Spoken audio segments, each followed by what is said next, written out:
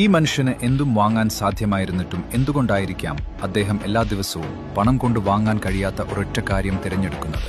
Matrix സിനിമയിലെ നായകനായ കിയാനു റീവ്സിന്റെ ജീവിതം ഒരുപാട് ദുരന്തങ്ങൾ നിറഞ്ഞതാണ്. തന്റെ 3-ാമത്തെ വയസ്സിൽ അച്ഛൻ ഉപേക്ഷിച്ചു പോയതിനാൽ 3 വ്യത്യസ്ത രണ്ടാനച്ഛന്മാരുടെ കൂടെയാണ് അദ്ദേഹം വളർന്നത്. അദ്ദേഹത്തിന് ഡിസ്ലെക്സിയ എന്ന രോഗമുണ്ട്. ഒരു ഹോക്കി കളിക്കാരനാകാനുള്ള സ്വപ്നം അപകടത്തിൽ തകർന്നു. അദ്ദേഹത്തിന്റെ മകൾ ജനന സമയത്ത് തന്നെ മരിച്ചു. ഭാര്യ ഒരു കാർ അപകടത്തിൽ മരിച്ചു. അദ്ദേഹത്തിന്റെ ഏറ്റവും അടുത്ത സുഹൃത്ത് റിവർ ഫീനിക്സ് മയക്കുമരുന്ന് അമിതമായി ഉപയോഗിച്ചതിനെ തുടർന്ന് മരണമടഞ്ഞു. അദ്ദേഹത്തിന്റെ സഹോദരിക്ക് ലുക്കീമിയ എന്ന രോഗമായിരുന്നു. അദ്ദേഹം അംഗരക്ഷകരില്ലാതെയാണ് യാത്ര ചെയ്യുന്നത്. ആഡംബര വീടുകൾ സ്വന്തമായിട്ടില്ല. കിയാനു സാധാരണ അപ്പാർട്ട്മെന്റിലാണ് താമസിക്കുന്നത്.